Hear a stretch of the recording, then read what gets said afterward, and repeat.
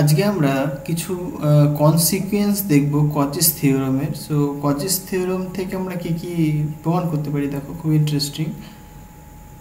তো বেসিক্যালি বলছে সাপোজ তোমার কাছে যদি একটা রিজিয়ন থাকে, একটা রিজিয়ন, রাইট?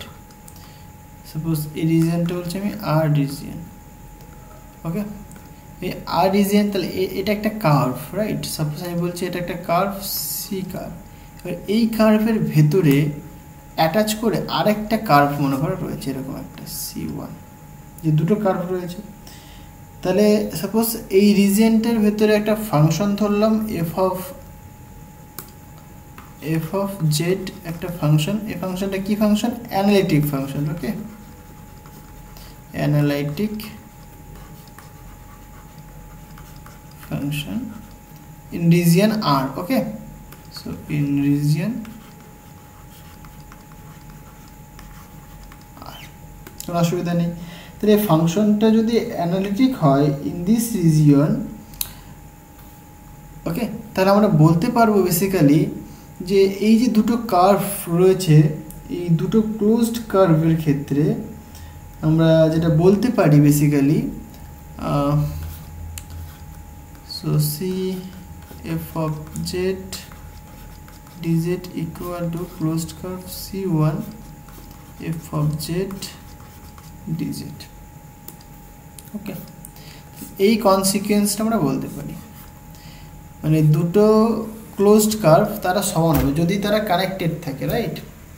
তাহলে আমরা বলতেই পারছি একটা ফাংশন যদি একটা রিজিয়নে যদি অ্যানালিটিক হয়, তাহলে আমরা বলতে পারো দুটো কার্ভ, মানে এই কার্ভের ক্ষেত্রে যে মানে কচির যে থিওরাম সেটা ইকুয়াল টু এই কার্ভের ক্ষেত্রে এই ইন্টিগ্রেশন ফর্মটা, ওকে? এটা কি প্রমাণ করা যেতে পারে? দেখো এটাকে প্রমাণ করা যাক।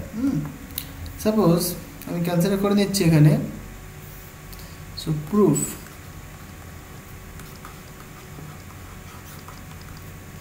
এটা কি করে প্রমাণ করবো? দেখো জাস্ট কিছুই না, তাহলে এরকম একটা আমরা রিজিয়ন কনসিডার করে নিই, ওকে?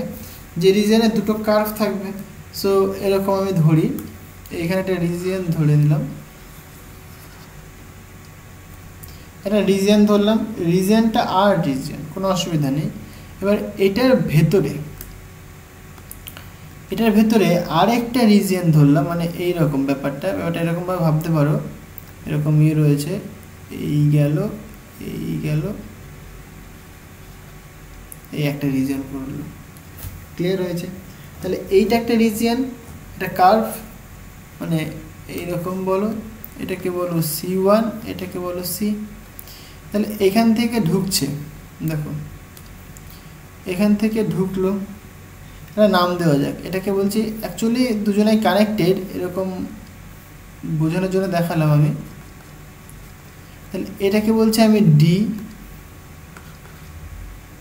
ওকে? যেহেতু সি ধরে নিয়েছি এখানটায় আমি, সো একটা আননোন নাম দেওয়া যাক, এটাকে ডি ধরলাম, এটাকে বলছি আমি ই, ওকে? এভাবে ঘুরবে, তাহলে ই বললাম, তাহলে এটাকে এফ বলো, আবার এইখানে আসবে, এটাকে ধরলাম জি, ওকে? আবার এইখানে এসে আবার ধরলাম এদিক দিয়ে ঘুরবে, তাহলে এইখানে একটা ধরি আমি, মানে জি থেকে ডিতে আসলো, ডি থেকে এইচ হলো, এইচ থেকে এরকম টাইপ আই হলো, ওকে? তাহলে এইভাবে কিন্তু ঘুরে আবার এইখানে এসে থাকলো, তাহলে পুরো ক্লোজড হয়ে গেল, তাই না কি? তাহলে অ্যাকর্ডিং টু, এবার ধরলাম আমি সাপোজ এইখানে যে ফাংশনটা নিয়েছি, ফাংশনটা analytic function. So let us consider যে এফ অফ জেড, এটা কি? এটা একটা analytic function, okay? Analytic function. যদি এটা অ্যানালাইটিক ফাংশন হয় তাহলে নিশ্চয়ই এ কচি থিওরামটা অবে করবে। So according to Cauchy theorem, so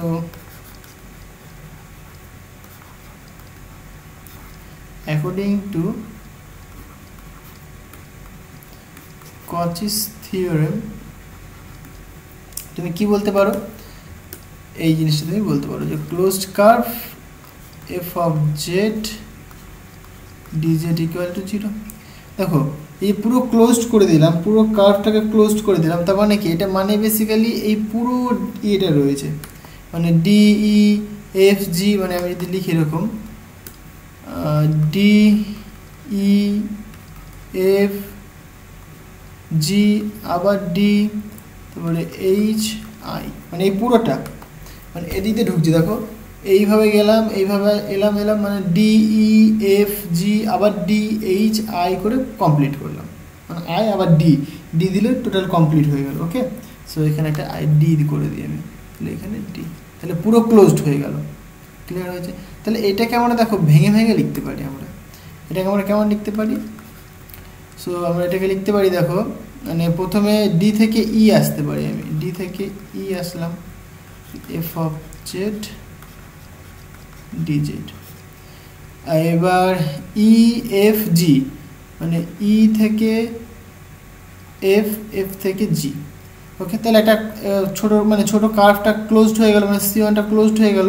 তাহলে এখানে আমরা লিখতে পারি F of Z DZ plus, এবার দেখো জি থেকে ডি, অথবা আমরা ই থেকে মানে মানে এটাকে ই ধরে নাও তুমি এটাকে, ওকে এই পয়েন্টটা কি ধরে নাও, তাহলে ই থেকে তুমি বলতে পারো ডি। সো ই থেকে ডি মানে জিটাকে তুমি একটুখানি ভেতরের দিকে ধরে নাও। ওকে, সো ডি থেকে ই বলতে পারি আমরা, মানে এইটুকুনি, জাস্ট এইটুকুনি, একটা ডি থেকে ই, একটা ই থেকে ডি। ক্লিয়ার হলো? তাহলে এটা লিখবো F of Z DZ. Similarly দেখো এবার এখানে যখন চলে এসছে আমি, তাহলে ডি এইচ আই আবার D. Clear? So D H I D F of Z D Z equal to 0। তাহলে এটা পাচ্ছি আমরা। ওকে, এটা কি? এটা কচিস থিওরাম বলছে। ক্লিয়ার? এবার ইন্টারেস্টিং ব্যাপার দেখো, এরা দুজনা কিন্তু সেম বাট অপোজিট, মানে এই যে ডিই আর ইডি, মানে হেয়ার এই যে D E F of Z DZ, এইটা আর এইটা মানে এইরকমভাবে এটাকে যদি আমরা নেগেটিভ করে দিই, তাহলে আমরা এখানে বলতে পারবো মানে এইটা মানে জাস্ট নেগেটিভ সাইন দিলে পরে দেখো মানে ব্যাপারটা এরকম, ডিরেকশনের ব্যাপারটা, একটা এদিক থেকে এদিকে আসছে, একটা কি এদিক থেকে এদিকে আসছে, মানে এ থেকে বি এর দিকে একজন যাচ্ছে, আবার বি থেকে এর দিকে একজন আসছে, মানে ভেক্টরের মতো, তাই না? তাহলে এ ভেক্টর মানে তুমি বলতে পারো মাইনাস অফ বি ভেক্টর, মানে এরকম ব্যাপার, যেটা মানে ধরো এটাকে যদি তুমি এ ভেক্টর ধরো, এটাকে যদি বি ভেক্টর ধরো, এরা দুজন ভ্যালু সেম বাট ডিরেকশনটা অপোজিট। তাই আমরা বলতে পারি কি, মানে এখানে যদি আমরা ডিরেকশনটাকে উল্টে দিই তাহলে একটা নেগেটিভ সাইন চলে আসবে, মানে সমান তারা, তাহলে নেগেটিভ সাইন চলে আসবে, তাই না? তাহলে আমরা এটা এরকম বলতে পারবো, so E D F of Z DZ, মানে এইটা আর এটা ক্যান্সেল হবে, সিম্পল কথায় বলতে গেলে এইটাম আর এইটাম ক্যান্সেল হবে। মানে এটাকে যদি আমরা একটা নেগেটিভ নিই না এখানে, মানে আমি যদি এটাকে এরকম করি দেখো, পজিটিভ থেকে যদি নেগেটিভ করে দেখটা, তাহলে কি এইখানটা এটা ঘুরে যাবে, মানে এটা ডিই লিখতে হবে। তাহলে দেখো এবার প্লাস মাইনাস তাহলে কেটে গেল, কোনো অসুবিধা নেই। এবার মানে এইটার জায়গায় তুমি নেগেটিভ এটা বসাতে পারো, বা এটার জায়গায় তুমি নেগেটিভ এটা বসাতে পারো, তাই লিখেছি আমি এখানে, জাস্ট সিম্পল জিনিস। তাহলে এটা ক্যান্সেল হয়ে গেল, তাহলে সুতরাং কি থাকবে পরে, সুতরাং এই টার্মটা থাকবে আর এই টার্মটা পরে থাকবে। সো উই ক্যান রাইট, সুতরাং E F G F of G F of Z DZ plus integration D H I D F of G DG equal to 0। Okay, তাহলে এখানে দেখো এখানে কিছুই না, এবার এটাকে জাস্ট মানে এইটা একটা ক্লোজড কার্ভ, মানে আমি যদি এটাকে আরেকটুখানি সুন্দরভাবে লিখি তাহলে তুমি বলতে পারবে এটা মানে কি, basically closed C1 f of g dz equal to minus of d, এই যে dh id, এটা মানে কি, এটা মানে বেসিক্যালি তোমার দেখো, আচ্ছা একটা লাইন লিখি, id f of z dz। ওকে, মানে এটাকে জাস্ট আমি ডান দিকে নিয়ে চলে এসেছি। ওকে, ভালো করে বোঝো। তাহলে এইটা ঘুরছিল ক্লকওয়াইজ ডিরেকশনে, কিন্তু আবার এইটা দেখো এটাও কিন্তু ক্লকওয়াইজ ডিরেকশনে ঘুরছে, মানে এদিক দিয়ে এদিকে আসছি, তাই নয় কি? তাহলে এইটা পেলাম ই এফ জি, তাই তো? আর এইটা পাচ্ছি দেখো, এইটা মানে DHID, রাইট, DHID, তাহলে এটাকে বলছি আমি মানে সি, আর এটাকে বলছি C1, তাহলে এটাকে আমি সি বলতে পারি। ক্লিয়ার? এবার যদি আমি একটা ইন্টারেস্টিং জিনিস করি, যেহেতু একটা নেগেটিভ সাইন আছে, নেগেটিভ সাইনটাকে আমরা কি করতে পারি,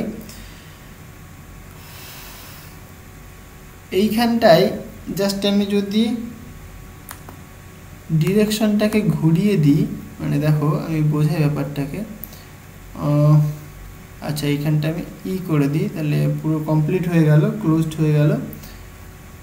এইটাকে একটা কাজ করো, এইটাকে যেমন তেমন রাখো, দেখো জিনিসটা বুঝতে পারবে, EFG, রাইট। সো এটাকে তুমি এরকম লেখো, এইটুকুনি মানে সি, এটা বুঝে গেছে। তাহলে এইটা ইকুয়াল টু তুমি এরকম লিখতে পারো, ইন্টিগ্রেশন সি, ক্লোজ করে দাও, f(z) dz equal to minus of, এখানে দেখো EFGE f(z) dz, right.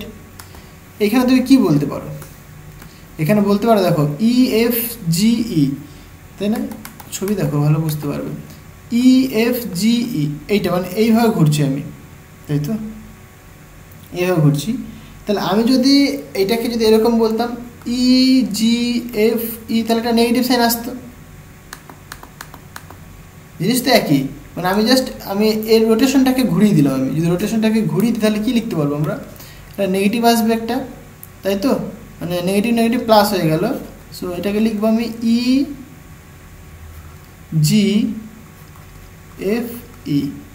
f(z) dz। জিনিসটা কি বুঝতে পারলাম?